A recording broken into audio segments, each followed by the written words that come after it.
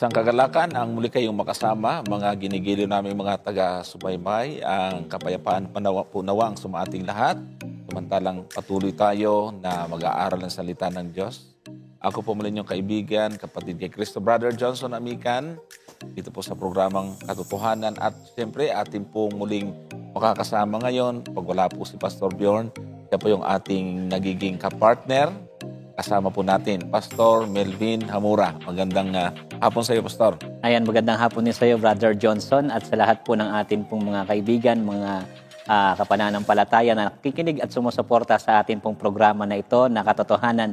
Minabati ko po kayo ng isang maligayang pakikinig at nawa ang mga mensahe, mga kasagutan, pag-aaral natin sa Biblia ay makatulong po sa inyong paglago bilang mga Kristiyano. At Brother Johnson, maaari bang batiin ko yung ilan sa ating mga kapatid na nakikinig sa atin pong programa? Una po sa lahat ay binabati ko yung akin pong naibahay at yung amin pong anak na nanonood dyan ngayon sa Dasmariñas, Cavite, kasama ng amin pong mga magulang. Binabati ko po kayo ng maligayang pakikinig at samahan niyo po kami sa pag-aaral na ito.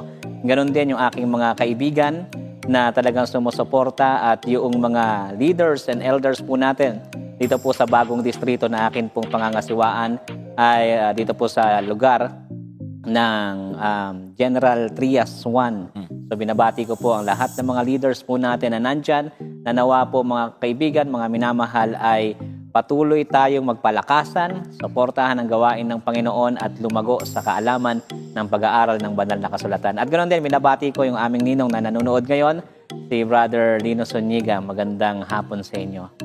Yun po. Akin din pong binabati, mga kapatid, yung mga kapatid po natin na napaka-supportive, yung po mga matagal na nating nanonood, hanggang ngayon nagpapatuloy sila. Gusto ko pong batiin si Brother Susimon de Guzman. At gusto ko rin pong salamatan at batiin si Brother Samuel Alas at si kapatid na Gumer Baon. Ayun. Dito rin po yung mag-asawang Alex at Maria Destacamento, si Brother Arnel Samira, ayan, at si Brother Bongski, at si Mami Sim Ibora. Binabati po natin itong mga kapatid na ito. Siyempre si Sister Susan Garulacan ay binabati din po natin, at nandito ngayon nakatutok sila Brother Jojo Magdadaro Rondina, si kapatid na Wisdom Akisha Winston, kapatid na Babsi Plitado at Mercy Bakulod Canlas. Ayan, salamat po sa inyong panonood. At binabati natin si Brother Patrick Gonzales. Salamat din, kapatid. Okay, may hahabol ka pa, Pastor? At ganoon din siguro, ibatiin ko rin yung akin pong mga kaibigan na narito naman sa may bandang Cavite, sa Cavite Mission, yung mga pastors natin at yung mga young pastors mo natin na nakikinig at sumusuporta rin sa ganitong klase ng gawain.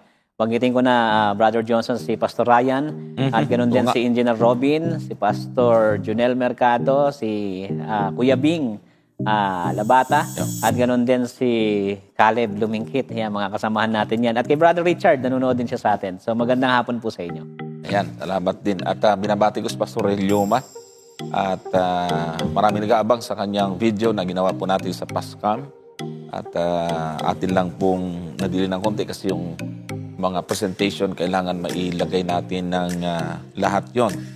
So salamat po. At yung mga umatin po dyan sa ating theological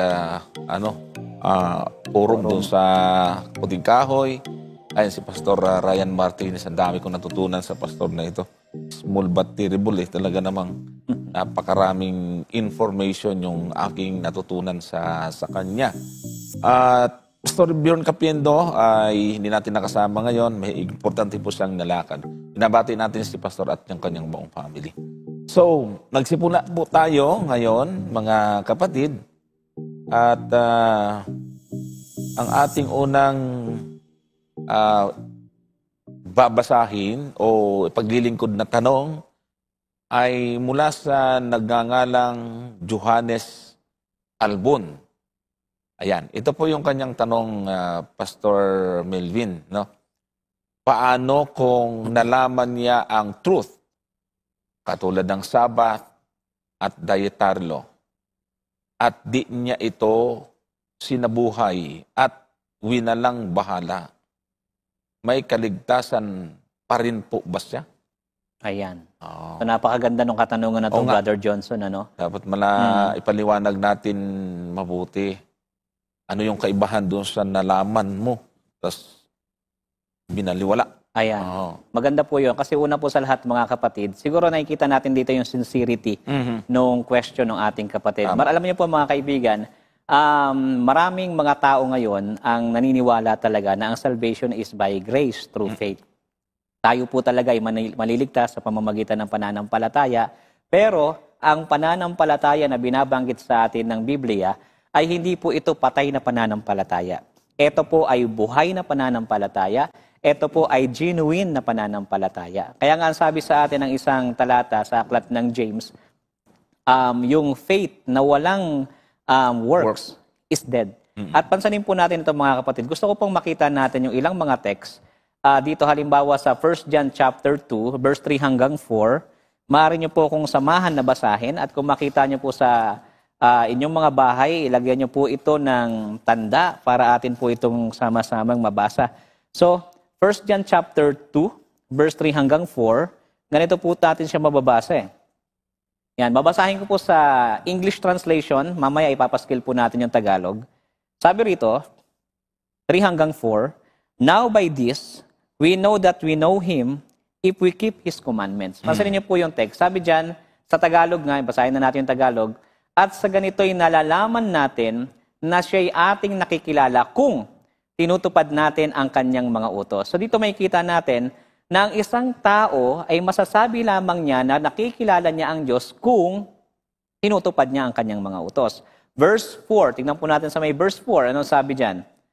Sabi dyan, ang nagsasabing nakikilala ko siya at hindi tumutupad sa kanyang mga utos ay sinungaling at ang katotohanan ay wala sa kanya. Pansinin niyo po, mga kapatid, ang isang tao na tunay na nakakakilala sa Diyos, tunay na nakakaalam ng katotohanan, yung kanyang pananampalataya dapat ay magbunga ng pagsunod. Kaya nga maliwanag ang sabi dyan, kung sasabihin ng isang tao na kilala niya ang Diyos pero hindi naman tumutupad ng utos, ang tawag sa kanya, sinungaling. Kasi ang ating Panginoong Hesus po mismo ang nagsabi sa John chapter 14, verse 15, sabi niya, If you love me, keep my commandments. Kung mahal mo talaga ako, kung nakilala mo ang Diyos at minamahal mo ang Diyos, yung iyong pananampalataya ay magbubunga ng pagsunod. Bakit? Sapagkat yung iyong pagsunod, bunga ng pagkakaligtas mo. And then sa 1 John pa rin tayo, 1 John chapter 3, verse 24, tignan niyo po yung ganitong mga pangungusap. 1 John chapter 3, verse 24. Babasahin po natin ulit itong talatang ito. Yan. Sabi diyan sa Tagalog, at ang tumutupad ng kanyang mga utos ay mananahan sa kaniya. At siya ay sa kaniya. At dito'y nakikilala natin na siya ay nananahan sa atin sa pamamagitan ng Espiritu na kanyang ibinigay sa atin. So, paano daw natin malalaman na ang Espiritu ay nananahan sa atin? Tayo ay merong pagsunod. Bakit? Sapagkat yung banal na Espiritu, ito yung magbibigay sa atin ng lakas para tayo po ay sumunod. The Holy Spirit will empower us to keep God's commandment. At isa pang talata, sa 1 John chapter 5, verse 2 hanggang 3, may ganito ring pangungusap. Ang sabi nga rito, pag tinignan po natin 1 John chapter 5, verse 2 hanggang 3, dito'y ating nakikilala na tayo nagsisiibig sa mga anak ng Diyos, pagkat tayo nagsisiibig sa Diyos at tinutupad natin ang kanyang mga utos. So in other words, mga kapatid, importante sa buhay ng isang tunay na Kristiyano yung pagsunod sa utos ng Diyos. Verse 3. Ano ang sabi sa verse 3? Sapagkat ito ang pag-ibig sa Diyos, ito daw yung response, ito yung, kumbaga, ito yung expression ng ating pag-ibig sa Diyos, na ating tuparin ang kanyang mga utos at ang kanyang mga utos ay hindi mabibigat. Kaya nga, meron ding binabanggit si James sa talata ng aklat ng Santiago sa chapter 4, na sa nakakaalam ng paggawa ng mabuti at hindi ito ginagawa, ito ay kasalanan sa kanya. Sa madaling salita mga kaibigan, base dito sa tanong ni Brother Johannes Albon, ay kung sinasabi mong alam mo yung truth, hindi mo ito ginagawa, ay questionable, una, yung faith ng taong ito sa Diyos. Pangalawa, ay sabi ng Bible, hindi talaga kilala ng isang tao na sumusuway sa utos yung Diyos kapag siya ay manlalabag, Brother Johnson. Ayan. So, meron tayong dalawa ditong magandang titingnan din bilang karagdagan doon sa sinabi ni Pastor at nabigyan niya ng linaw mga kapatid kung ano ang function ng pagsunod, saan ba ito, mauuna ba ito sa salvation or after salvation. Kasi pag hindi natin naintindihan ito, malilito nga tayo.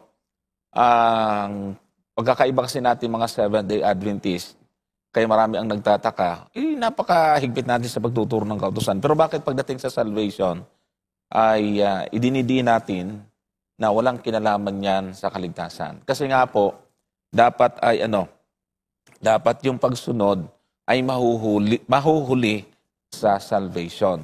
Ngayon, magkaiba po yung ayaw sumunod kasi hindi niya nalaman yung katotohanan doon sa nalaman niya, ninalabanan niya. Yes. Yan. Kasi meron po mga tao na kaya hindi nila ginagawa, hindi nila alam. Pero ang tanong kasi, nalaman na eh. Ang linawin natin din doon para doon sa nagtanong sa atin, pagkatapos mong malaman ito, ano yung tapos binaliwala. Yan. So, meron po akong bibigay na talata sa 2 Tesalonica 1, talatang 8. Kasi nabigyan na ng linaw ni Pastor yung pagtugon natin doon sa pag-ibig ng Diyos sa atin. Ano? So, 2 Tesalonica, talata ay kapitulo 1, talatang 8. Sabi ho rito, na maghihiganti sa hindi nagsikilala sa Diyos at sa kanila na hindi nagsitalima sa ebanghelyo ng ating Panginoon. So, alam naman natin mga kapatid, bagaman sa ang mga evangelicals sa labas ng Seventh-day Adventist, pag sinabing ebanghelyo or gospel, ay walang kinalaman yung kautusan dito. Pero sa banal na kasulatan kasi mga kapatid, doon sa Revelation chapter 14, tingnan nga natin, chapter 14 verses 6 to 7, ay meron pong mga kasama doon sa ebanghelyo na tinatawag. Ganito po yung ating mababasa sa talatang 6. Ito po ang sabi, at nakita ko ang ibang anghel na lumilipad sa gitna ng langit na may mabuting balita na walang hanggan upang ibalita sa mga nananahan sa lupa at sa bawat bansa at angkan at wika at bayan. Kung papapansin niyo po rito, yung pong anghel na lumilipad sa gitna ng langit ay meron dalang mabuting balita na walang hanggan. Everlasting gospel. So ito pong anghel na to, hindi ho literal na anghel ito, kundi ito po ay symbolical po ito na kumakatawan po ito sa magdadala ng pabalita sa buong sanglibutan. Everlasting gospel. Ngayon, ano po yung everlasting gospel na dapat maipabalita sa buong sanglibutan? Doon sa talatang 7 ay may mga binanggit po rito, bagaman ilan yung binanggit dito, pero saklaw na halos po nito yung mahalagang katotohanan. Dapat matandaan din po natin yung pagkakaiba ng truth at saka yung salvation. Yung katotohanan, ito yung mga doktrina. Sabi po dito sa talatang 7, at sinabi niya ng malakas na tinig, matakot kayo sa Diyos. Ito yung kasama doon sa everlasting gospel. Matakot kayo sa Diyos at magbigay kaluwalhatian sa Kanya sapagkat dumating ang panahon ng Kanyang paghatol at magsisamba kayo sa gumawa ng langit at lupa at dagat at lahat mga bukal ng tubig. So ito pong matakot kayo sa Diyos, ito po ay tungkol sa pagiging masunurin ng tao sa Diyos. Part siya ng gospel. Pero hindi nga lang natin pwedeng ilagay sa unahan. Tapos magbibigay kaluwalhatian sa Kanya, yung pong ating mga ginagawa, sinasalita, anuman ang ating kinakain at iniinom, dapat ay magbibigay kaluwalhatian sa ating lifestyle po ito, no? Tapos, sapagat dumating ang panahon ng kanyang paghatol, isa din po itong uri ng doktrina na bahagi ng ng gospel na tinatawag po natin, yung kahalagahan ng paghatol ng Diyos. Bagaman pangit pakinggan ito sa mga tao, pero pag ito po, inarinig ninyo tinuturo ng Adventist, ito po ay gospel talaga ito. Tapos, magsisamba kayo sa gumawa ng langit at lupa, ito po ay may kinalaman sa pagkahalagahan po ng Sabat. So ito po yung actually yung tinanong dito, Pastor, yung tungkol sa pagkain at Sabat, naroon doon sa gospel, no? Yung pong magbigay kaluwalhatian sa Kanya at magsisamba sa gumawa ng langit at lupa. Kasi ang Sabat po kasi, mga kapatid, ay hindi lang po ito basta schedule of worship, no? Yung pagpapahalaga at pag-alaala natin sa araw ng Sabat, ito po ay pag-alaala natin sa Diyos bilang creator o lumikha ng langit at lupa. Ang nagpapatunay lamang na tama ang Diyos na sinasamba mo kung inaalaala mo yung araw na ginawa niyang tanda ng kanyang pagiging manlilikha. Yung tatlong bagay na ginawa niya sa ikapitong araw, binasbasan, pinagpahinga, pinangilin, yun po ay, pag inaalaala natin, ay sabi po doon ay, sinasamba natin ang Diyos na gumawa ng langit at lupa. So, pagka hindi po, binaliwala po yun, pagkatapos natin narinig, napangaralan ka, nalaman mo, mahalaga yung Sabat, at yung pagpapahalaga sa ating katawan, kasama rin itinuturo po doon yung kaligtasan. Una munang tatanggapin natin ang Panginoon. Pagkatapos, iingatan natin ang ating katawan sa pagitan ng ating mga kinakain, iniinom. Pagkatapos, magbibigay din tayo ng panahon para sa Panginoon. Ito yung araw ng pagsamba. At ang inutos ng Panginoon na araw ng pagsamba ay yung ikapitong araw. So, kahit na sumampalataya tayo, tinanggap natin ang Panginoon, kaso lang, hindi naman nagbunga sa atin. No? Wala pong question doon sa pagtanggap mo sa Panginoon. Pero alam nyo, may relasyon din po ito, kasi hindi naman tayo nagtuturo na yun lang. Wala kang gagawin. Kasi napakahirap, Pastor, magbago ng isang tao. Hindi mo tinuruan kung paano niya babaguhin ang buhay niya. Kaya nga tayo, holistic po tayo. So, iba po yung pagkatapos mong malaman, ayoko. Yon. So, iba po yon, mga kapatid. Kaya nga, sabi ng Panginoon na wala nang pwedeng ipagdahilan ang tao Dumating na yung ilaw. Kung hindi sana nalaman, ay okay lang. Pero nalaman. Pero hindi kinilala. May pananagutan na po tayo sa Diyos. Ulitin natin yung kaligtasan ay hindi sa pamagitan nun. Sa pamagitan ng pagsampalataya sa ating Panginoon. Pero kailangan makita sa buhay natin yung mga katotohanan na tinatawag po ng ating viewer or nagtanong sa atin. Sir. Ayan, kaya nga po kung papansin natin, Brother Johnson, sa Bible, throughout the scriptures, makikita po natin una, ang salvation ay by grace. Talagang sa biyaya tayo naligtas. Walang duda. Walang duda po yun. Pangalawa, pinapakita rin sa atin ng Bible, throughout the scripture, yung importansya ng pagsunod. Bilang palatandaan ng tunay na pananampalataya. Tandaan po natin, hindi tayo salvation by works, hindi tayo niligtas ng gawa, pero yung ating gawa ang siyang nagja-justify ng ating faith. Ibig sabihin, ito yung nagpapatunay na totoo at genuine yung pananampalataya na meron tayo. Iyan. Ang ganda ng sinabi mo, binasa mo kayo na, Pastor. Ulitin ko lang yung unang Juan 5:2. Kasi wala po tayong duda, mga kapatid, sa pag-ibig ng Diyos sa atin. Ibinigay niya yung kanyang bugtong na anak. Yun ang patunay na pag-ibig ng Diyos sa atin. Paano naman natin patutunayan yung pag-ibig natin sa Diyos? Ito, unang Juan 5:2, dito'y ating nakikilala na tayo'y nagsisiibig sa mga anak ng Diyos kapag tayo'y nagsisiibig sa Diyos at tinutupad natin ang kanyang mga utos. So, paano natin patutunayan? Madaling sabihin kasi, Pastor, iniibig ko ang Diyos. Ngayon, anong katunayan na iniibig mo ang Diyos? Ito ay kung nagbubunga o sinusunod natin ang kanyang mga utos. Kaya ang pagsunod sa utos, bunga ito ng pag-ibig. In the context of love, ika nga, pastor. Hindi ito kasi gusto mong maging banal, gusto mong maging karapat-dapat sa Panginoon, gusto mong makasigurado sa kaligtasan. Mali. Mali po yon mga kapatid. Kasi ang kaligtasan, libre. Yan. Oo. Meron lang akong gustong i-shout out dito, mga kapatid, kasi yung misis ko hindi ko kasama. Meron silang business trip kasama ng kanyang mga kasamahan dyan sa sasakyan. Ayan, yung pong grupo ng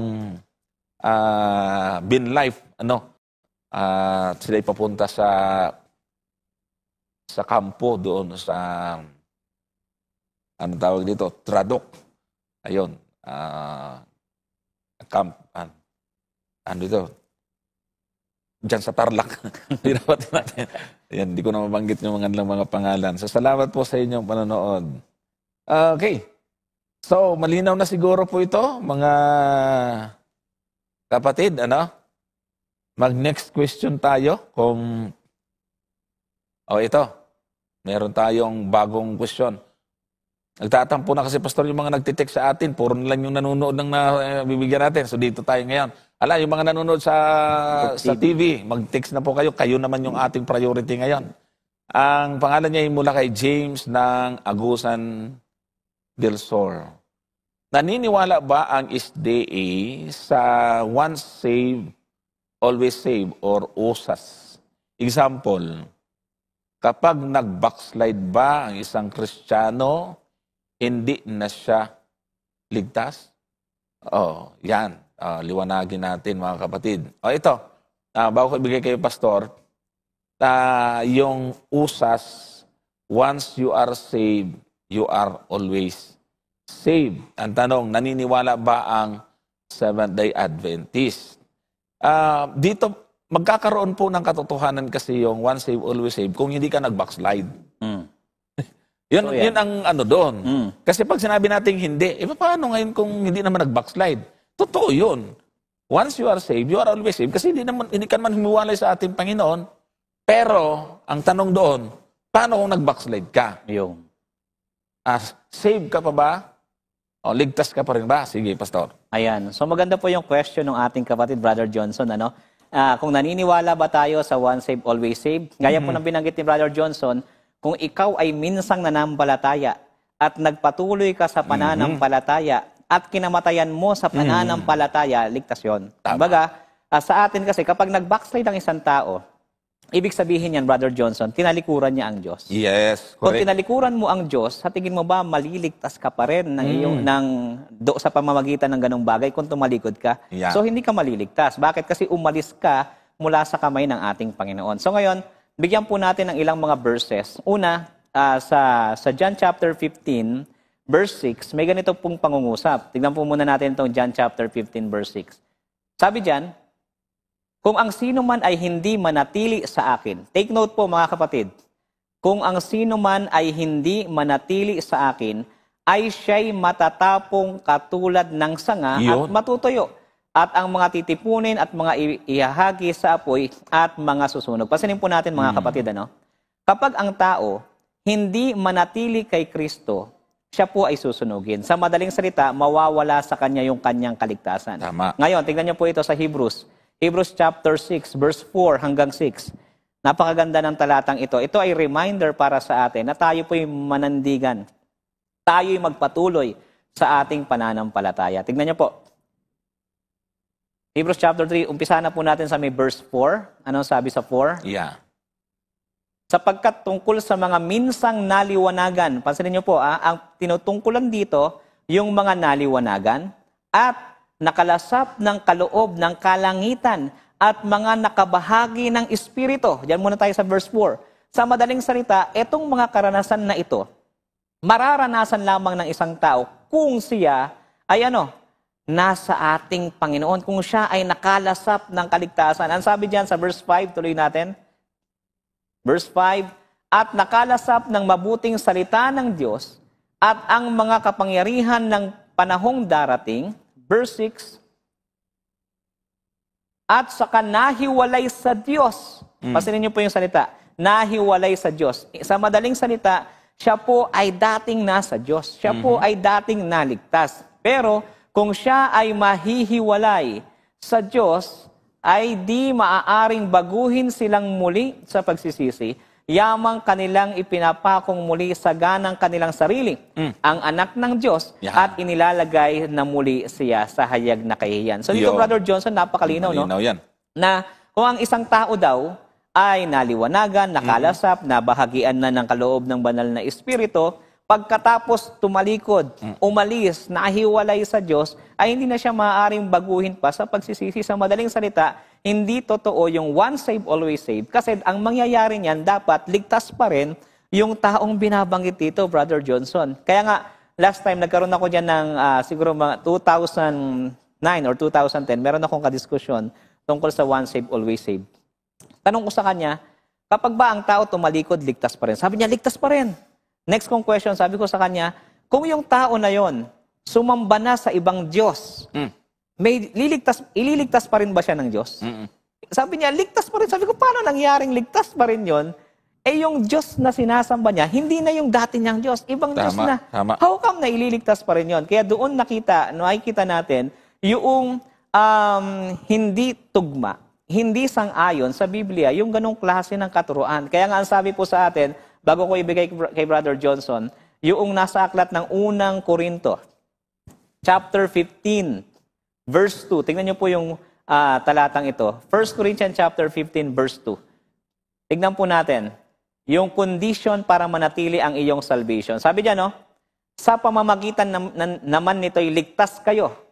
Kung, nakikita niyo po yung conditionality, paano daw mananatiling ligtas? Kung matyagan niyong iingatan ang salitang ipinangaral ko sa inyo, maliban na kung kayo'y nagsisampalataya ng walang kabuluhan. Kapag nagsumampalataya ka lang ng walang kabuluhan, ay hindi mananatili yung kaligtasan. Kaya nga ito may kita po natin, mga kapatid. Tandaan natin, ang salvation ay conditional.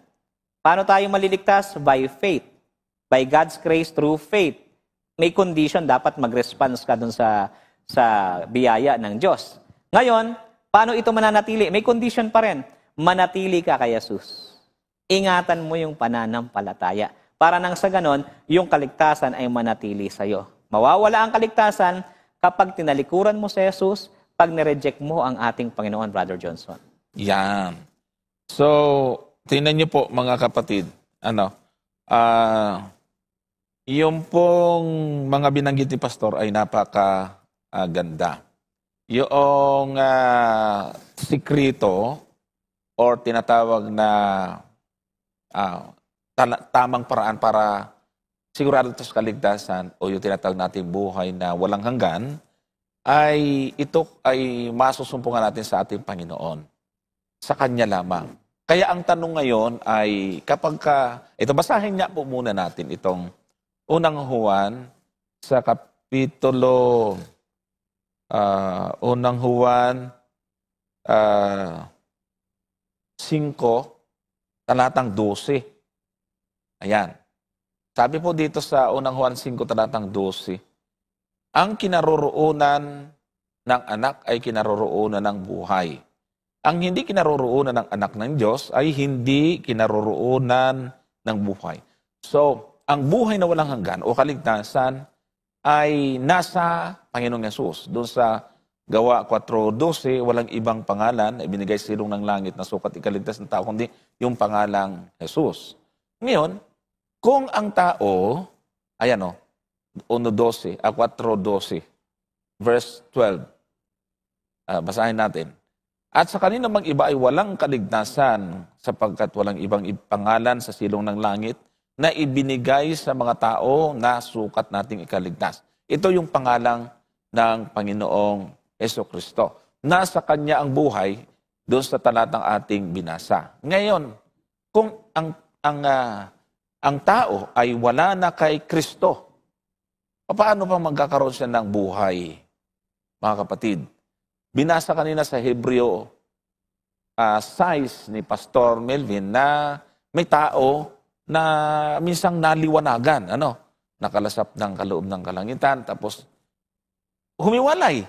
iniwanan yung pananampalataya eh. Nag-backslide nga. Tumalikod. Actually, hindi backslide eh. Nag-apostasy talaga. So, may kaligtasan ba? Hindi eh. Malinaw doon. Yung binasa kanina ni Pastor, katulad din po yan ng binabanggit sa 2 Pedro, Kapitulo 2, talatang 20 hanggang 22. Ito, verses 20 to 22. 2 Peter, chapter 2. Ang pagkakasabi naman dito ay ganito, mga kapatid. Sapagkat kung pagkatapos na sila'y makatakas sa mga pagkahawa sa sanglibutan, sa pamagitan ng pagkakilala sa Panginoon at tagapagligtas na si Jesucristo. Ibig sabihin nakaalis na tumigil na sa pagkakasala kasi nakilala ang ating Panginoon Jesucristo, ay muling mahalubiluhan at madaig niya, nag-backslide, no? Ay lalong sumasama ang huling kalagayan nila kaysa nung una. Bagaman hindi lang nagbabackslide ay natutuluyan. Pero ang tinutukoy dito, yung danger ng pagbabackslide. Kasi pwedeng ito ay mas lalong lumala ang kalagayan kaysa nung una. 21. Ano sabi dyan? Sapagkat magaling pa sa kanila ang hindi nakakilala ng daan ng katuwiran. Kaysa pagkatapos na makakilala, ito ay tumalikod sa banal na utos na ibinigay sa kanila. Take note mga kapatid, ang Seventh-day Adventist ay nagpapahalaga talaga sa utos. Kasi, tinan nyo, ang pagtalikod, ang pag-backslide dito ay paghiwalay sa utos na ibinigay sa kanila. Pastor, sa 23, ano yung humihiwalay sa utos ng mga kapatid? Nangyari sa kanila ang ayon sa kawikaan, nangyari sa kanila ang ayon sa kawikaang tunay, nagbabalik na muli ang aso sa kanilang sariling suka. Hindi. At sa paglulubalob sa pusali ang babaeng baboy na nahugasan. Ayun. So, yan yung tumbas nung nasa Hebreo. Wala nang haing natitira. Yan. So, magiging mali ang Biblia kung tama ang usas. Mas maganda ng mali ang usas at ang Biblia ang tama. Amen. Yun po mga kapatid. Kaya nga, naniniwala tayo, Pastor, na ang usas ay hindi galing sa Diyos yan. May pinanggalingan yan Tama yun. Doon sa Genesis. Sabihin mo na kay Johnson. Huwag na tayong mahiya, no? Huwag na tayong mahiya. Medyo masakit ito, pero totoo ito. Ito po yung katumbas ng usas kung kanino nang galing. Doon sa Genesis kasi, mga kapatid, merong pong sinasabi yung Panginoon na tagubilin niya. So, tingnan po ninyo yung sa chapter 2, verse 16 ay hanggang 17. Ganito po ang nakasulat, iniutos ng Panginoong Diyos sa lalaki na sinabi, sa lahat ng punong kahoy sa halamanan ay makakakain ka na may kalayaan. Sa verse 17, datapat sa kahoy ng pagkakilala ng mabuti at masama ay huwag kang kakain, sapagkat sa araw na ikaw ay kumain niyon ay walang pagsalang mamamatay ka. Ito yung anti-usas. Yan. Kasi ang tao nilikha ng Diyos na walang kamatayan.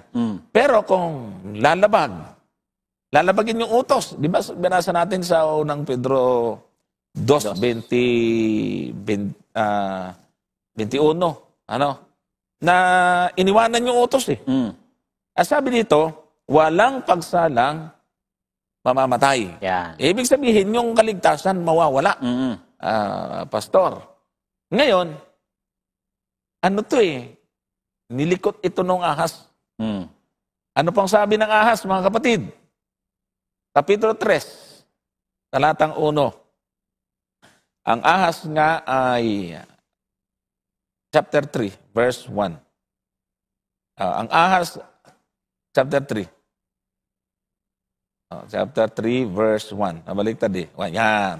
Ang ahas nga ay lalong tuso kaysa alinman sa mga hayop na sa parang na nilikha ng Panginoong Diyos at sinabi niya sa babae. Tunay bang sinabi ng Diyos, huwag kayong kakain sa alinmang punong kahoy sa halamanan? Wala namang ganung sinabi ang Diyos Talagang nilikot Talatang 2, at sinabi ng babae sa ahas, sa bunga ng punong kahoy sa halamanan makakakain kami. Talatang 3, datapos sa bunga ng ng kahoy na nasa gitna ng halamanan ay sinabi ng Diyos, huwag kayong kakain niyaon, ni huwag ninyong hihipuin, baka kayo'y mamatay. Nagbago na eh. Walang pagsalang mamamatay eh. You are surely die. Dito, hindi na eh.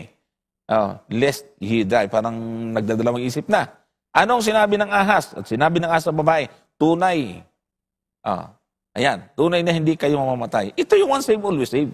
Ligtas pa rin kayo. Yan po mga kapatid. Bakit daw?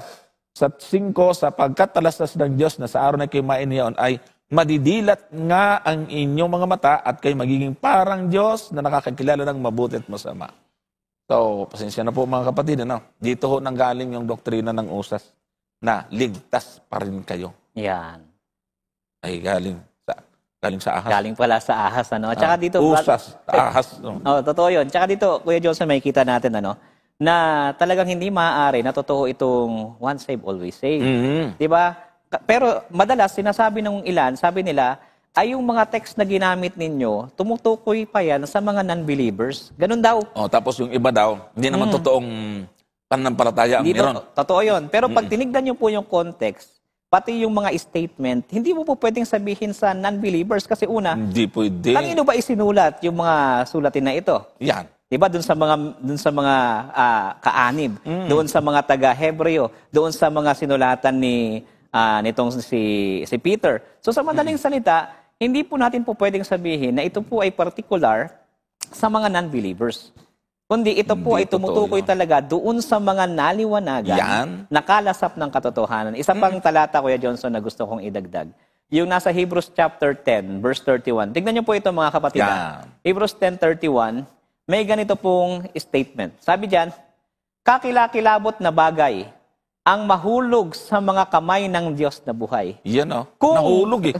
Kung hindi ito sa Diyos, hindi siya ligtas, paano siyang mahuhulog sa kamay, Brother Johnson, hindi ba? Dapat dating wala sa kamay niyon. Dapat yung mga nalaglag na talaga, yung mga nandoon pa, hindi pa nadadampot. Hindi eh. Pero kakilakilabot na mahulog sa kamay ng Diyos na buhay. May warning. Yeah. Ang purpose ng warning, para po tayo ay magpatuloy, mag-persevere.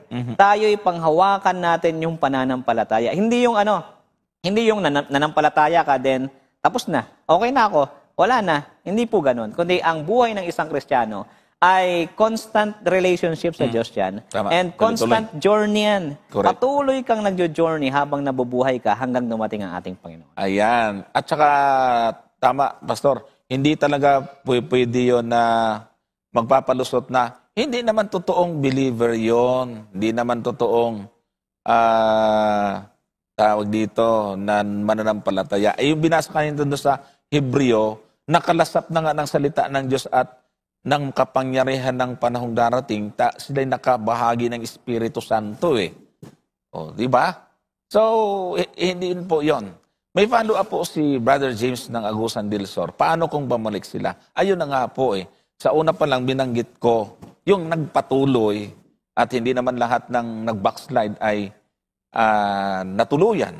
Yung iba bumalik. So, yung pong pagbalik nila ay katulad po ng prodigal son. Kung hindi bumalik yung prodigal son, ay talagang matuluyan yun. Totoo yan. Pero bumalik po siya. Kaya nga, sa mga backslider, balik na. Maraming nanonood ngayon eh. Amen. Bumalik na. Kasi pag hindi bumalik, ay di matuluyan talaga yun.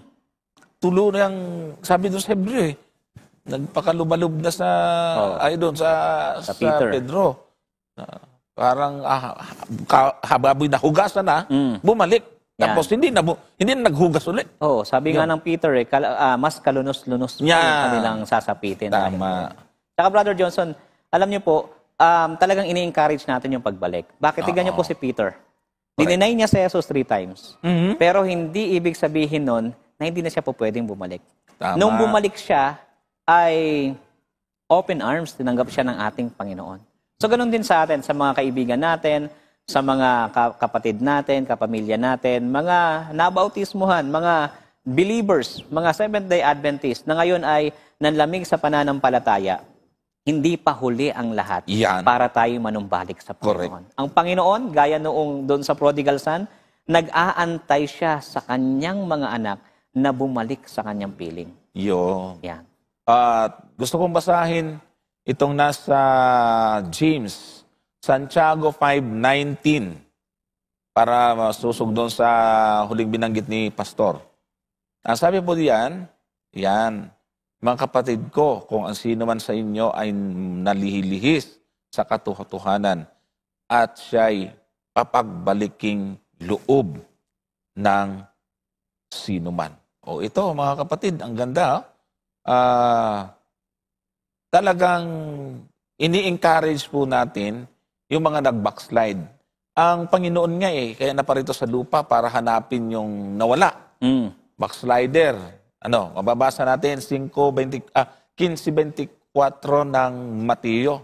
Hinanap niya yung mga naligaw. Yan. O, basahin nga natin.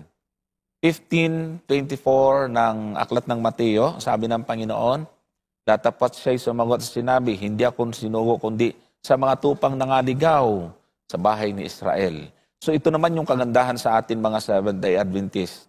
Kasi ginaya po natin yung katotohanan ng dala ng ating Panginoon. Actually, priority nga natin yung mga naliligaw, mga kapatid. Kasi hindi rin tayo katulad ng iba na pagka umalis ka sa kanila, di ka na pwedeng magbalik. Totoo yan. Tutuluyan ka na talaga.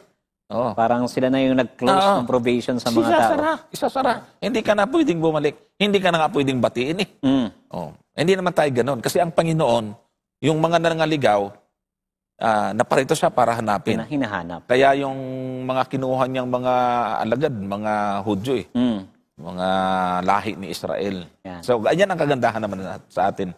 Kaya nga dito, Brother Johnson, naalala ko lang. Alam niyo po, pag binasa natin yung Old Testament, lalo na yung mga sulat ng mga prophets, Isaiah, si Joel, Jeremiah, tuwing nalilihis sa landas Totoo yan. ang mga Israelites, palaging nagbabangon ang Diyos ng mga propeta para sawayin at para hikayating manumbalik yung mga Israelites na naligaw ng landas.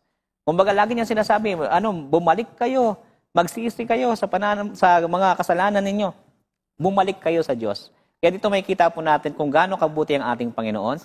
Ang nais niya pabalikin ang bawat isa na naliligaw ng landas at ng kanilang pananampalataya. Kaya nga nito, Brother Johnson, nung nakaraan lang, meron tayong isang kaibigan, kakilala, na umalis sa ating pananampalataya. Hindi natin kinokondem.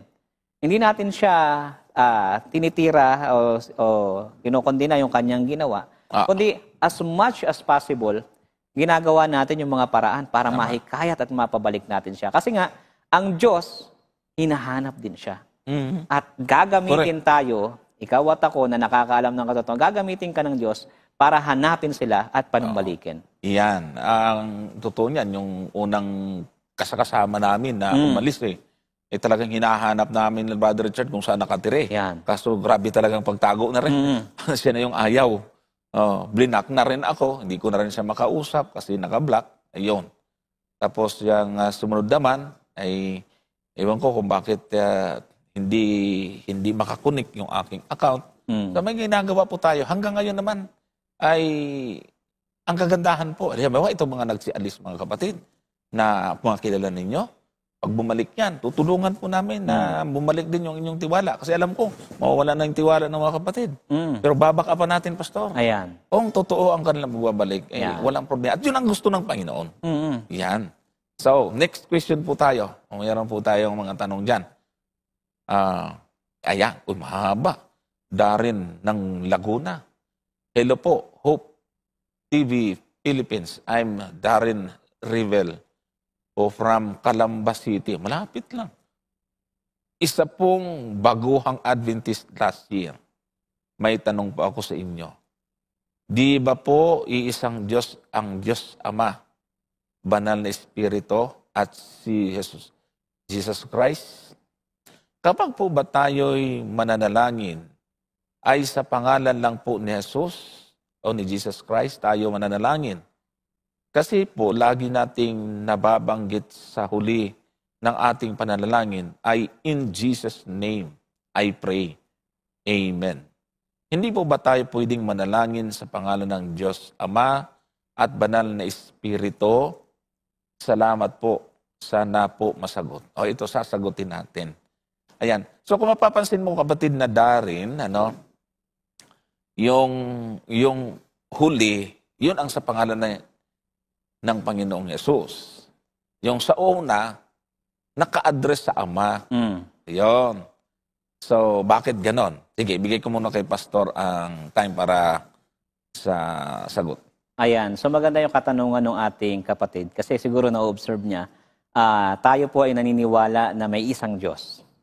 Ang Ama, Anak at Banal na Espiritu ay tatlong magkakahiwalay na persona, pero po pagdating sa kanilang likas, sa kanilang kalagayan, sila po ay iisa sa kanilang kalagayan. Ano po? Sila po ay Diyos. Ano po? So in other words, ito nga yung ginagamit natin na word na Trinity or one God in three persons. So ngayon, ang tanong ay pwede ba tayong, bakit sa pangalan ni Jesus? Actually po, pag binasa po natin, doon sa Juan chapter 15, verse 16, may makikita po tayo, si Jesus mismo ay nagsasabi na tayo ay humiling sa Ama sa pamamagitan ng kanyang pangalan. Tignan po natin ito. Sa John chapter 15, verse 16. Yan. So, ako'y hindi ninyo hinirang, ngunit kayo hinirang ko, at akin kayong inihalal upang kayo magsiyaon at magsipagbunga, at upang manatili ang inyong bunga, upang ang anumang inyong hingin sa Ama, sa aking pangalan, ay maibigay niya sa inyo. Tasinin po natin tayo, kung papansinin nyo nga rin sa prayer ni Jesus Christ, sabi niya, Ama namin na nasa langit ka. So inuumpisahan ni Jesus ang panalangin at ito ay ina-address niya sa Ama. Ngayon, pagdating sa huli, kumbaga tayo po kasi ibinigyan ng karapatan na lumapit sa Ama. Kung noon, tayo ay lumalapit o sila ay lumalapit sa Diyos sa pamamagitan ng mga handog, sa pamamagitan ng mga pari, sa pamamagitan ng high priest. Ngayon, makalalapit tayo sa Ama confidently sa pamamagitan ng ating Panginoong Yesus. Yeah. Kaya naman, anuman ang ating hingin sa pangalan ni Yesus, ipagkakaloob ng Ama. Yeah. Ngayon, ano naman ang role ng Holy Spirit? Alam niyo po, pag binasa natin dito sa aklat ng Roma, chapter 8, verse 26, tignan po natin, ang Holy Spirit po ay merong role sa ating pananalangin. Siya po yung gumagabay sa atin kapag tayo ay nananalangin. Romans chapter 8, verse 26, sabi rito, at gayon din naman ang Espiritu ay tumutulong sa ating kahinaan sapagkat hindi tayo marunong manalangin. Sapagkat nang nararapat. Ngunit, ang Espiritu rin ang namamagitan dahil sa atin ng mga hibik na hindi maisaysay sa pananalita. Sa madaling salita, ang banal na Espiritu, yung mga minsan siguro naranasan na rin ni Brother Johnson na mag-pray tayo sa Panginoon pero wala kang masabi. Oo nga. Puro iyak ka na lang, humahagulgul ka na lang, pero naiintindihan ng Diyos yung hagulgul mo, yung iyak mo, dahil merong banal na Espiritu na namamagitan para sa atin sa Ama. So sa madaling salita, ay yun po yung makikita nating role. Ano po? Yun makikita nating role sa panalangin, ina-address sa Ama, ginagabayan tayo ng Holy Spirit, and then tinatapos natin sa pangalan ng ating Panginoong Yesus sapagkat si Jesus, ang dakilang saserdote na namamagitan sa atin at anumang hingin natin sa kanyang pangalan ay ipagkakaloob sa atin. Isa pang bagay, hindi rin po masama na tayo ay manalangin sa pamamagitan ng banal na Espiritu. Kasi binabanggit din sa atin ng Biblia. Halimbawa, dito sa aklat ng Judas, Jude chapter 1, verse 20. Pansinin niyo po ito. Jude chapter 1, verse 20. Ganito po natin siya mababasa. Ngunit, kayo, mga minamahal, papagtibayin ninyo ang inyong sarili sa inyong lubhang banal na pananampalataya na manalangin sa Espiritu Santo. Sa madaling salita, ay pwede rin po tayong manalangin sa pamamagitan ng Espiritu Santo. Ano po? Sapagkat dito makikita po natin yung holistic view ng Biblia patungkol po sa kadyusan. Na ang Ama, Anak at Banal na Espiritu, bagamat sila ay magkakahiwalay na persona, pagdating po sa kanilang likas, sila po ay pareho ng likas, sila po ay Diyos. Ano po? Kaya po pwede kang manalangin sa Ama, po pwede kang manalangin sa Espiritu, po pwede mong itapusin ang prayer mo sa pamamagitan ng ating Panginoong Hesukristo. Kaya ano man ang ating hingin, ay tinatapos po natin sa prayer sa pamamagitan ng pangalan ng ating Panginoon. Ayan. Idagdag ko lang po mga kapatid, napakaganda ng sagot ni Pastor meron lang itinurong order ng prayer, paano i-address at kaninong pangalan hihingin. Ibig sabihin, yung tinuro ng ating Panginoong Jesucristo ay tinuturo niya na ang kadyusan hindi lang isang persona. At dadalangin sa Ama sa pamamagitan niya, mga kapatid. At tungkol naman sa Holy Spirit, maganda yung binanggit ni Pastor sa Judas, anong talata ngayon, Pastor? Chapter 1, verse 20. Verse 20. Idadagdag ko lang yung nasa Efeso 6:18. Panalangin din po ito sa Espiritu. Yan, 1:20 ng Jude kanina. Ito naman, Ephesians chapter 6, verse 18. Ang sabi naman po ay ganito, mga kapatid, na magsipanalangin kayo sa Espiritu ng lahat ng panalangin at daing sa buong panahon at mangagpuyat sa buong katyagaan at daing na patungkol sa lahat ng mga banal. So makita nyo, bagaman may order of prayer, pattern, naging binigay ng ating Panginoon, pero hindi ho masama na manalangin sa Espiritu. Ito nga nagpapatunay na yung kadyusan, kahit naman hindi mo na sunod yung nasa Mateo 6, sabihin mo na lang, emergency, Panginoong Jesus, tulungan mo ako. Wala akong problema doon. Nanalangin sa Espiritu, wala rin problema doon. Yan. Kasi pari-pareho po silang bumubuo ng Godhead na tinatawag or kadyusan. So ganun kapatid, ang Diyos na tinatawag, pinaniwalaan natin ay isang Diyos, isang likas na mayroong tatlong personality. Tatlong persona na magkakahiwalay. Iba-iba po, may sariling personality. So yun po yung ating sagot doon sa tanong ni kapatid. Okay, next tayo. Okay. Hacienda Malagar. Dinadala ba ng ng apostoles or early Christians sa Jewish temple or tabernacle ang offering? Yung mga apostoles dinadala ba? Wala man tayong direktang mababasa, pero sigurado yun. Alangan naman iuwi nila yun. Pastor. Actually, sa ngayon, Brother Johnson, pagdating sa tanong na ito, wala pa po akong nababasang reference patungkol po talaga dito sa topic na ito. Ano po?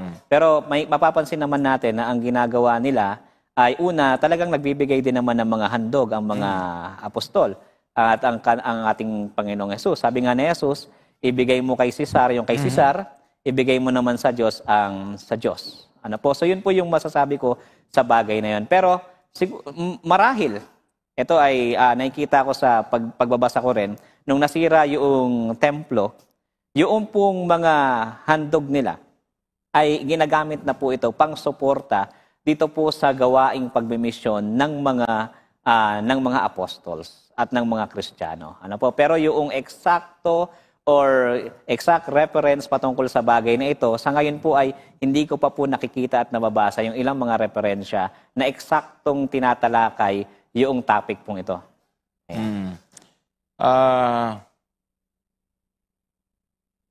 So, kung titingnan po natin mga kapatid, merong diwa Merong diwa po na sinabi si Apostol Pablo na malaki ang possibility na doon talaga dinadala ito.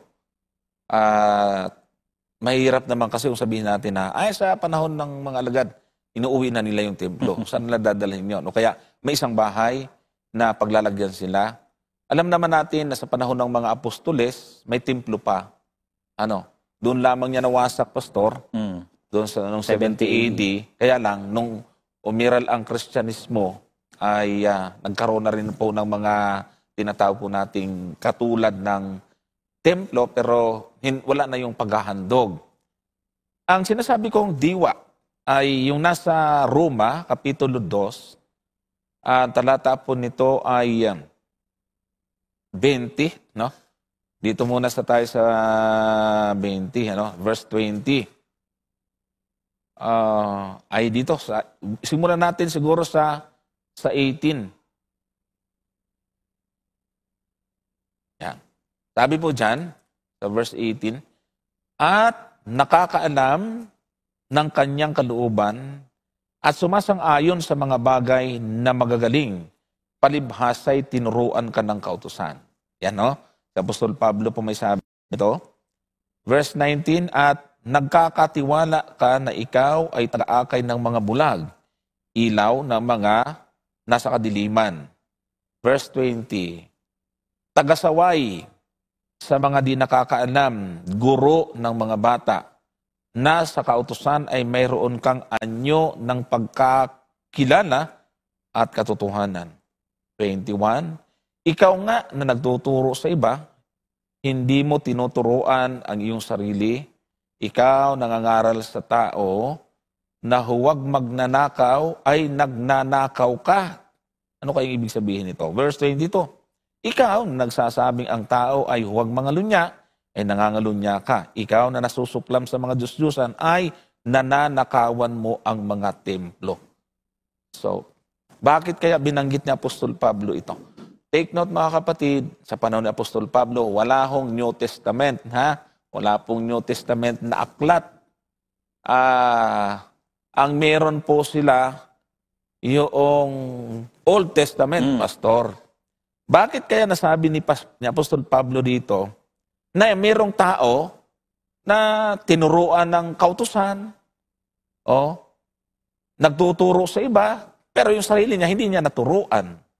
Nangangaral sa mga tao na huwag magnakaw, pero siya nagnanakaw. At yung pagnanakaw na yon ay pagnanakaw doon sa templo. Ngayon ang tanong, saan kaya hinugot ng Apostol Pablo ito? Take note mga kapatid, sa Apostol Pablo ay bihasa sa mga kautusan at siyempre sa kasulatan. At naniniwala tayo, Pastor, na kanyang hinugot ito doon sa Old Testament dahil wala namang New Testament noon. At kung saan po natin mababasa yan, yan ay nasa Malakyas, Kapitulo 3, talatang 8 hanggang 10. Andoon po yung pagnanakaw sa templo na tinatawag. Ang sabi po dito sa Malakyas 3, 8 hanggang 10. Yan. Nananakawan baga ng tao ang Diyos, gayon may ninanakaw ninyo ako. Ito, dapat ang sali dyan ay ninanakawan. Doon sa bagong Biblia ay ninanakawan ninyo ako. Ngunit inyong sinasabi, sa ano ka namin ninanakawan? Sa mga ikasampung bahagi at sa mga handog. O nakita niyo na? So, ito yung sinasabi ni Apostol Pablo, na mayroong mga tinuruan, nakakaalam, pero hindi na-apply sa sarili. Hindi ho nagbabalik ng handog sa templo. Kaya yung pong pagnanakaw doon, ay ano ang sinasabi po dito sa pamagitan ng ano? Ika po at mga handog. Ninanakawan yung templo. Kaya nga ang sabi po dito, sa talatang 9, kayo'y nangagsumpa ng sumpa, sapagkat inyo akong ninakawan sa makatuwid bagay nitong buong bansa. Verse 10, dalhin ninyong ikasampung bahagi sa kamalig upang magkaroon ng pagkain sa aking bahay. At subukin ninyo ako ngayon sa bagay na ito, sabi ng Panginoon ng mga hukbo. Kung hindi ko bubuksan sa inyo ang mga dungawan sa langit at ihulog ko sa inyo ang isang pagpapala na walang sapat na silid na kalalagyan. So ano yung bahay na yan, mga kapatid? Yan yung templo ng Diyos, yan yung bahay ng Diyos sa panahon ng mga alagad. At binabanggit din po yan, mga kapatid. So, binabalik nila yon. Kaya binanggit ito ni Pablo, marahil nakita niya, Pastor, na merong hindi nagbabalik ng hindi lang yung kasalanan na hindi tinuturuan ang sarili, pati yung mga handog at ika po, hindi binibigay sa templo. Ayan. Hinanakaw na. Tsaka dito, Brother Johnson, pag nakita rin naman natin yung development, yung historical development ng Christianity, makikita po natin later on na nung wala na yung templo, yung statement na binabanggit ni Paul, na sabi niya, dito sa 1 Corinthians chapter 9 verse 14, ang sabi rito ay, ayan, sa Tagalog, basahin natin sa Tagalog. Yung akin po kasi ritong Bible na dala ay English. Ano ang sabi rito? 1 Corinthians chapter 9 verse 14. Gayon din naman, ipinag-utos ng Panginoon na ang mga nagsisipangaral ng Ebanghelyo ay dapat mga buhay sa pamamagitan ng Ebanghelyo. Kasi po, mga kapatid, Tandaan po natin na yung ikapo at mga handog sa Old Testament, ginagamit po yan para yung mga saserdote, yung mga naglilingkod sa templo ay mabuhay po sila. At dito naman, may kita po natin yung pattern na pagdating naman, after nitong destruction ng temple sa Jerusalem, ay merong panawagan si Apostol Pablo na suportahan ang gawain. Ano po, siyempre, dahil wala na ngayon templo, ay ito na po. Kaya may kita niyo po maging sa pattern ng ating church. Tinuturing natin na yung atin pong iglesia, ito naman ngayon yung storehouse, Brother Johnson. Kaya naman ginagamit din ito, yung ating ikapo at yung ating handog, para sa pangsuporta naman sa mga pangangaral na ginagawa ng iglesia sa iba't ibang parte ng mundo. Correct. Yan po. Okay, so marahil ay okay na yon. Next question po tayo, mga kapatid. Mula kay Vic Falconitin. Ano ang stand ng SDA sa paggamit ng baril? Yan. Tayo ba ay pinahintulutang gumamit nito? O ang isang kabataan bang SDA ay dapat na pumasok sa military na gumagamit ng baril? Ayun. Ayun. Maganda yung question, ano? Pero atin siguro, Pastor, liwanagin, mga kapatid, yung stand ng church at yung ginagawa ng individual. Sige, Pastor, anong nagigita niyong magandang alam niyo po, ang dito? stand ng church, tayo po, kung titignan natin, pinopromote talaga ng church ang buhay. Sa madaling salita, anumang bagay na maaaring kumitil ng buhay, makasira ng buhay, ay hindi po ito pinapayagan ng iglesia. Okay. Sa madaling salita, tayo po ay pro-life at ang atin pong naisin, layunin sa ating iglesia ay ma-preserve yung buhay na ito. Ano po, kaya mapapansin nga natin, ang paggamit ng baril, pagdating po sa kaharasan, ay hindi po ito sinusuportahan ng atin pong iglesia. Ano po? Ano bang dahilan? Bakit kagagamit ng baril? Ano po? Kung ang purpose mo nito ay para manakit, talagang hindi po ito pinapayo ng atin pong iglesia. Pangalawa, pagdating naman po sa mga military, kung titignan nga po natin, ano tayo, non-combatancy tayo, Brother Johnson. Ano? Kumbaga, kung maaari, hindi ko sinasabing ito yung definite talaga. Kung maaari, ikaw ay nais mong lumahok sa isang ganitong klase ng trabaho, yung pagpupulis o pagsusundalo, ang ipinapayo sa atin ay non-combatant eh. Parang yung isang palabas, 'di ba, yung sa Hacksaw Ridge. Yung bumida doon, siya ay non-combatant siya. Si Desmond Dos. Desmond Dos. 'Di ba? Ang ginawa niya, naging part siya ng medic at saka siya yung nagre-rescue doon sa mga kasamahan niya na nai-injury sa pakikipagdigma. Pero ngayon, sa panahon po natin, kung papansinin natin, syempre, may ilan na talagang pinapahawak po sila ng baril at ginagamit nila ito bilang protection o kaya naman ay para, sabihin natin, i-restrain yung mga gumagawa ng hindi tama o ng mga krimen. Kaya naman, masasabi natin na hindi natin masasabi talaga na definitely na bawal ito sa konteksto ng mga sundalo natin ngayon. Kasi iba't ibang bansa, iba't ibang konteksto, iba't ibang pamamaraan po na pinatutupad sa kanila pagdating po sa paghawak at paggamit ng barel. Pero maliwanag po ang Seventh-day Adventist, hindi po natin pinopromote yung paggamit ng baril, lalo't na pag ito ay patungkol sa karahasan. Yan, Brother Johnson. Okay. Sige, next tayo. Ayun. Mula kay Brother Rolando ng South Cotabato, siya po ay nanonood sa TV. Sa Coronadal City, South Cotabato po ito. May tanong po ako. May Sunday keeper ba na makapuntang langit dahil sa pagkaalam, no? O mga Sabbath keeper lang ang makapunta. Ayan. Ito yung kaibahan po ng Seventh-day Adventist sa ibang panampalataya. Di tayo sakim. May naalala ko, Pastor, may ginagamit yung mga CFD, yung mga kaibigan natin Catholic. May ginagamit siya na libro natin ni Leroy Froome. na binabasa niya roon na those who keep Sunday, yung nangingili ng linggo, dahil hindi naman nila naalaman ang Sabado ay mga Kristiyano ang ligtas. So, hindi natin hinahatulan mga kapatid na walang kaligtasan yung mga yan. Totoo Kasi yan. ang Diyos ay hahatol base sa liwanag na narating ng tao. Yan. Iba ito dun sa unang tanong kanina, na nalaman mo ang Sabat, ayaw mo. Totoo yun. Paano kung hindi mo nalaman? Dahil hindi naman natin magagarantiyahan na lahat ng tao nakaalam nito. Yan, totoo yun.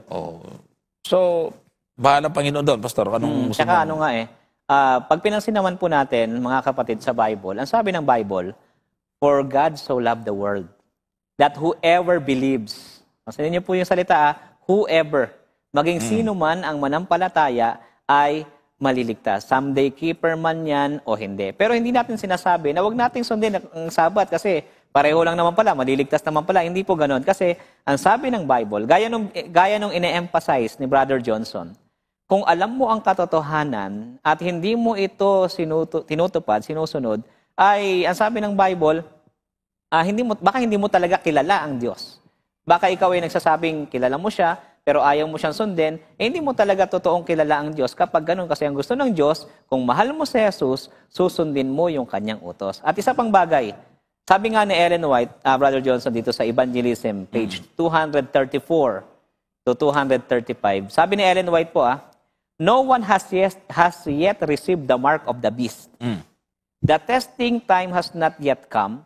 There are true Christians in every church, not accepting the Roman Catholic Communion. Pansinin niyo po, sinabi ni Ellen White, meron daw mga tunay na Kristiyano sa bawat iglesia, kahit sa mga Catholic Church. None are condemned until they have had the light and have seen the obligation of the fourth commandment. Ito yung binabanggit ni Brother Johnson. Hanggat hindi pa nila nalalaman ang tungkol sa Sabat, hindi pa nila alam yung katotohanan na ito, hindi sila hatulan doon. Pero once na maunawaan nila yung katotohanan, ay doon sila hahatulan. Kaya nga sabi rito, there are true Christians. Sabi nga ng Bible, Brother Johnson, meron pang mga tupa ang ating Panginoon na nasa ibang kawan. Kaya may salvation din kahit sa mga Sunday keepers. Totoo yan. Kaya nga meron po tayong binabanggit si Ellen White na mayroong panahon, those who yung pinili, choose Sunday sa huling kapanahunan. At doon talaga, bago yung close of probation, yung ipinalit mismo nila, Pastor, yung paniniwala na ito talaga kapalit. Hindi niya alam, kundi yung mga tao na pinalitan nila talaga nila at pinagtatanggol nila na yung Sunday, yung appointed day of worship ng Panginoon, yun ang may tendency na makatanggap ng mark of the beast. Kaya yung tinutukoy doon, malinaw, Pastor, hindi nila alam na Saturday pala o Sabat. Ang akala nila, Sunday. So, hindi natin pwedeng i-judge yung mga yon, kapatid. Sige, may time pa po tayo at mahaba-haba pa. Bihir na yung mga tumatawag ngayon Sige, yung mga tanong po dyan, ayaw. Text naman ito. Good eve po. Isa akong SDA dito sa Oriental Mindoro. Ask ko lang po na may kapatid na nasa ibang bansa at hindi po maiwasan na mag-work ng Sabat. Tama po ba na ang kanyang kinikita sa araw ng Sabat ay ibinibigay niya sa gawain ng pangangaral? Salamat po. Ayan. Naalala ko tuloy yung sinasabi ni retired stewardship sa NPUC. Kasi pag hindi mo, madagdagan kasalanan mo. May gumagawa po niyan, mga kapatid. At saka, mahirap na. Teka lang, dyan muna kapatid sa masa, hindi po maiwasan na mag-work ng Sabbath. Tapos ang tanong niya, tama ba na binibigay niya? Kasi yun ang conviction niya, Pastor. At least nakatulong siya. Pero ang mga ganito kasing Na-experience ko, Pastor, sa tagal ko na sa ministry. Merong mga kapatid tayo sa ibang bansa na problema nila yung day off ng Sabbath. Yan. Oo. Hindi talaga natin pwedeng hatulan eh. Mm. Kasi dumarating yung time na nagkaroon na sila ng free. Kasi panalangin naman yan, pinagpipray yan. Tapos, nabigyan sila ng free ng Sabbath. Actually, karamihan sa mga nagtatrabaho lang sa mga ospital, ganun ginagawa nila eh. Mm. Para makatulong na sa gawain at para hindi talaga asin. Nagtrabaho sila para kumita sa araw ng Sabat. Hinihingi ng pagkakataon. So, mahirap mag-judge dito, Pastor. Totoo yan. Ikaw yung Pastor, mas magandang Actually, ikaw yung payo. itong tanong na ito ay practical and personal. Correct. Bakit? Kasi nasa conviction po yan ng mga kapatid. Hindi natin mahatulan yung kanilang saloobin, yung reason kung bakit nila ginagawa. Correct. Meron akong ilan mga kilala na nasa iba't ibang mga bansa rin na talagang active sila sa Pilipinas. Pero pagdating sa ibang bansa, gusto man nilang maging active doon, pero they are bound with their duty and works. Kaya nauuna nila ngayon yung kanilang pagtatrabaho. Pero gustong-gusto talaga nila. Kaya ang ginagawa nila bilang in response ay ibinibigay nila, idinededicate nila yung kanilang sweldo ng araw ng Sabat na yon para sa gawain ng Panginoon. Pero gusto ko pong linawin mga kapatid. Sige. Hindi ko sinasabi na okay yon. Hindi ko rin sinasabi na magtrabaho na lang ako ng Sabado, ibigay ko na lang para sa gawain. Yeah. Hindi po ganun. Kumbaga, nasa circumstances sila na nasa ganoon silang kalagayan, kaya ganoon yung kanilang nagagawa. Pero ang gusto ng ating Panginoon ay ingatan natin at ipangilin natin ang araw ng Sabat sapagkat ang Sabat ay araw na kung saan ibinigay niya sa atin para tayo mamahinga, ingatang banal natin at tayo ay magkaroon ng fellowship sa ating mga kapatid at fellowship sa ating Diyos. So yun po yung essence talaga kung bakit ibinigay din sa atin yung Sabat. Ngayon, doon sa mga tao na yon, siguro ang pinakamagagawa natin, instead na atin silang i-criticize, instead na atin silang i-condemn doon sa kanilang ginagawa, ang mahalaga, ipanalangin po natin sila, Brother Johnson. At sa tulong ng banal na Espiritu, yung kanilang pangingilin ng Sabat ay magkaroon ng solusyon. Okay. So, ayan. Meron po tayong tawag mula sa Aklan. Brother Rod from Aklan. Hello po, kapatid. Hello? Hello po. Hello, President John. Good day. Walang tunog dito. Medyo malayo yata. Sige po, magsalita po kayo. So, palad na po sa tanong mula sa taga Mindoro po. Aha. Ano po yung tanong nyo? Pakiulit po. Pili natin basahin ang 1 Peter 1:21, Brother Johnson. Ano pong 1 Peter 1:51? 1:21 ata. 21. 1 Peter 1:21. Ano pong tanong nyo? Ano pong tanong nyo po dito, kapatid?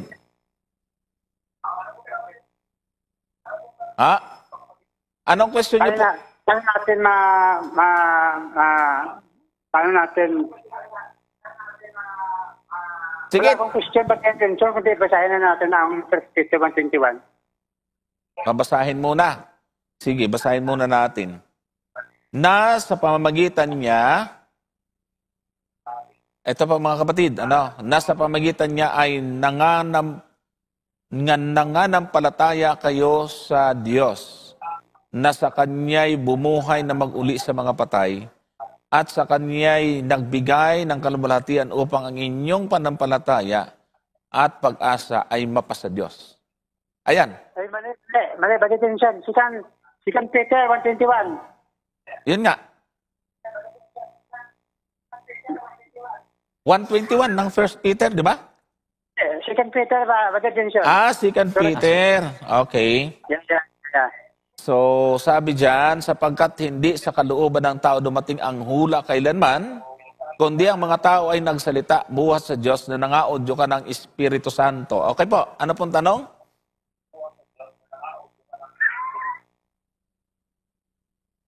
Ayan na po. Brad, diyan po kayo makinig sa cellphone. Asan na siya? O, nabasa na natin. Nawala? Hello, brother. Brother Rod. Na-disconnect ba? Nandyan pa? Baka pinababasa lang sa atin talaga yung text. Ayan na. Hello? Naputol. Sige. Tawag po ulit. May time pa naman eh. Ano kaya ang gusto niyang itanong dito? Kasi dapat na itanong na niya. Oo, pinabasa muna. Nabasa lang tuloy. Hindi na malaman ang tanong. Ayan. Maganda po, pag nagtanong kayo, tanong muna bago basa. Para at least, maputol bang kayo, masagot na namin. Naiwan yung tanong. Naiwan yung tanong. Nabasa tuloy yung talata. Sige. Pwede naman kayo. Okay. Punta tayo sa sunod na tanong. Mga kapatid, mahirap dito. Ayan. Nelson Ganyula. O, kilala ko ito. Sukin natin ito. Ama ko po ay dating sundalo, non-kumbatan siya. Kasama po siya ng doktor. Sila ang nagagamot ng mga sundalo, sugatan at mga kalaban na sugatan. Ginagamot nila. Hindi siya sumasama sa operation. Pero may baril issue siya. Sidearms, Adventist siya. O yan. O naman, ay lang naman, batuta, dalhin mo yun. Mahirap naman yun. I-issuean ka talaga ng baril doon. Kaya kung kailangan ay gamitin mo, pero at least hindi kumbatan. So, nananatili ang Seventh Adventist sa non-combatant, ay pinagbibintangan po kasi tayo ng mga East Army at iba pa, Davidian at IMS, na binago daw natin yung posisyon ng church kaya sila lumabas na naging combatant na tayo. Non-combatant po tayo, mga kapatid, ang church. Pero, siyempre, individual, hindi natin makontrol yung pastor. Di ba? Totoo yan. Kaya gaya nga nito, binabanggit nyo, inisyuhan sila eh. So kumbaga, iba't ibang context pa rin talaga. Kung saan sila nakadistino o anong klaseng pamahalaan yung nag-govern sa ating mga sundalo. Opo. Okay. Meron bang ibang tanong? Ayan. Brother Patrick Gonzales, kung hindi pagliligtas ang pagsunod sa 10 utos, tithes and offerings at di pag-eat ng unclean foods, ay bakit po natin ito dapat gawin at sundin kung ang ating salvation at by faith through faith in Jesus? O, bakit kailangan itong sundin? Ayan. Sige, ulitin ito, natin. Brother Johnson, parang pareho to nung ating unang tanong. Tanong. So, thank you so much kay Brother Patrick. Talagang palagi to sa ating nagtatanong. Talagang napakasibag. Bautismo lang kulang nito eh. Bautismo na lang eh. Kaya asahan natin yun siguro later on. Pag-pray natin si Brother Patrick, mga kapatid. Kikita ka sa Hope Channel pag binautisman, Brother Patrick. Ayan. So, mga kapatid, una ay gusto natin makita, ulitin po natin yung sagot doon sa katanungan na ito. Una, ang salvation ay manggagaling sa Panginoon. At ang salvation natin, ang sabi ng Ephesians chapter 2, verse 8 hanggang 9, ay sa pamamagitan po ito ng biyaya na tinanggap natin sa pananampalataya. Hindi po ito sa ating gawa upang ang sino man ay hindi magmalaki. Sabi nga rin sa atin ni Pablo sa aklat po ng Galatia na tayo po ay hindi na-justified sa pamamagitan ng gawa ng kautusan, kundi tayo ay na-justified by faith alone. So, bagamat ang 10 utos, ang tithes, ang offering, 10 commandments, Sabbath keeping ay hindi makapagliligtas sa tao, yung atin naman pong pagsunod ay patunay na tayo po ay naligtas. Kaya sabi nga sa atin ng Biblia, sabi ni Jesus, if you love me, keep my commandments. At ang sabi nga po, ulitin ko po itong mga talata na binasa po natin, sa 1 John chapter 2, verse 3 hanggang 4, ganito po natin siya mababasa ayon sa mga talatang ito. At sa ganito'y nalalaman natin na siya'y ating nakikilala kung tinutupad natin ang kanyang mga utos. Ang nagsasabing nakikilala ko siya, ngunit hindi tinutupad ang kanyang mga utos ay sinungaling. At ang katotohanan ay wala sa kanya. So maliwanag po sa talatang ito na ang taong nakakakilala sa Diyos, ang taong merong genuine faith sa ating Panginoon, tumutupad ng utos. Hindi para maligtas, kundi ito ay patunay ng kanyang kaligtasan, patunay na siya ay ating Panginoon at tagapagligtas. And in response, magbubunga tayo. Kaya nga sabi rin ni Jesus, kung kayo ay nakakabit sa akin, magbubunga kayo. Pero kung wala kayo sa akin, hindi kayo magbubunga. So yung pagsunod, patunay ng tunay na pananampalataya sa Panginoon. Akin lang pagbigyan itong tanong dito ni Brother Natoy, Nats Benedicto, mga kapatid, baka magtampo naman yung nanonood sa atin. Ang sabi ni Nats Benedicto, araw-araw kami nangingilin, bro, pag nandyan ka na kay Kristo, hindi Sabado lang tulad ng SDA. Mali po ito mga kapatid. Gumawa tayo ng sariling kautusan. Ang inutos ng Diyos na ipangilin, isa lang, hindi araw-araw. Kasi tinan niyo po yung pangilin. Paano ho ba ang pangingilin? Kung babalikan natin yung Exodus, Pastor, ang pangingilin dito ay hindi ka magtatrabaho. Ay hindi ka magtrabaho araw-araw. Sabi ng mga Bisaya, patay ang bitok mo. Tapos ka. Mahirap po gumawa ng sariling utos eh. Basahin nga po natin yung Exodus chapter 20, mga kapatid. Ang talata po ay 8 hanggang 11. Bilisan ka lang natin. Ang sabi po dyan, alalahanin mo araw ng Sabat upang ipangilin. Sa verse 9, 6 na araw nagagawa ka at yung gagawin ang lahat ng iyong gawain. O biro mo kung inaraw-araw mo, di gumawa ka ng sariling utos. Magtatrabaho sa 6 na araw. Kay Brother Nas Benedicto naman, di na magtrabaho. Puro pahinga na lang. Verse 10, ngunit ang ikapitong araw ay Sabat sa Panginoon mong Diyos at sa araw na yun huwag kang gagawa ng anumang gawa, ikaw ng iyong anak na lalaki ni babae, ng iyong aliping lalaki ni babae, ng iyong baka, ng iyong taga-ibang lupa na nasa loob ng iyong pinto ang daan. Biro mo araw-arawin mo yan, ano mangyayari sa buhay mo? So mahirap po labanan yung katotohanan. Pinakamaganda dyan, Brother Nas Benedicto, huwag tayong gumawa ng sarili nating utos. Wala sa Biblia na araw-araw ko mangilin. Huwag hihigit. Wala, huwag hihigit. Ay sino ba ho nagturo sa inyo yan at pakisabi sa amin? Ay mali po yung ADD kasi siya, Pastor. Mahirap eh. Sabi nga doon huwag hihigit sa nasusulat. Nga. Ay siya, sobra-sobra talaga eh. Delikado Inubos naman na yung buong... Para pa magtatrabaho yung mga tao niyan. Nangiling ka na araw-araw. Saka okay sana yon kung nasusulat. Di ba? Kung may makikita ka. Kaso wala eh. Siguro nagkamali siya ng termino, hindi pangilin. Siguro sinasabi niya, kung nakay Kristo ka na, dapat ay mabait ka na, kaya ay araw-araw kang mabait. Araw-araw kang mabait. Ganon. Pwede pa yon. Pero mangilin ka araw-araw, ang pangilin sa Bible, ilalaan mo yan sa Diyos, huwag hindi ka magtatrabaho. Tama. Patay ang pamilya mo yan. Hiwalayin ka ng asawa mo. Magalit pa yung mga anak mo sa iyo pag ganon. Pero mo, dati katoliko ka. Nagtatrabaho ka ng maayos, kumikita ka, may pagkain yung pamilya mo. Nung naging dating dan ka, nagutuman. Na araw-ano nang nangilin eh. Tsaka ano nga Kuya Johnson, tignan mo to sabi doon, alalahanin mo ang araw ng Sabat upang ipangilin. Sa ibang translation, ingatan itong banal. So pwede mo bang ingatan ang isang araw na hindi naman binanal ng Diyos? Yan. Yun nga pag isa sa problema dyan eh. Diba? Kaya nga isa lang ang binanal eh. Sana binanal lahat yun. Oo nga. Kaso walang ganun sa Bible. Hindi talaga. Mamamatay yung tao. May 6 na araw magtatrabaho. Isa lang yung papangilin mo, kapatid. Kasi nga, tama yung pangilin eh. Pangilin, ibig sabihin, set aside for holy convocation.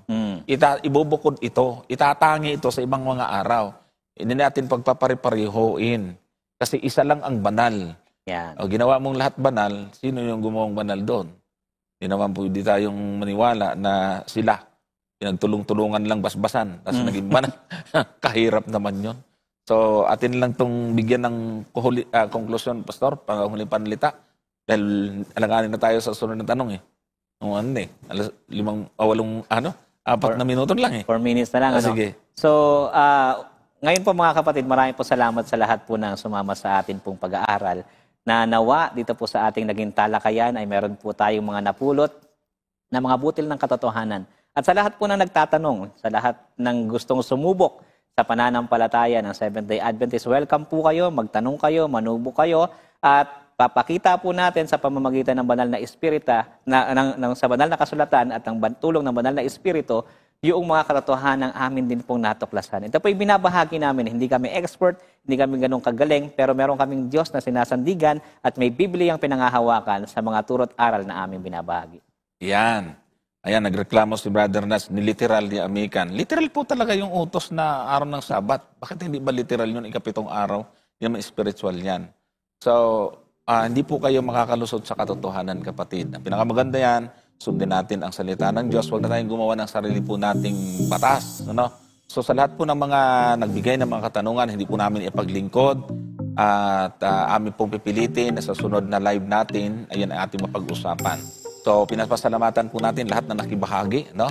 So samahan niyo po kami sa ating panghuling panalangin at kung meron kayong mga prayer request, samahan niyo po kami. Kahit hindi niyo na ipadala yan, banggitin lang po ninyo at samahan po ninyo kami at babangunahan tayo ni Pastor sa ating panalangin.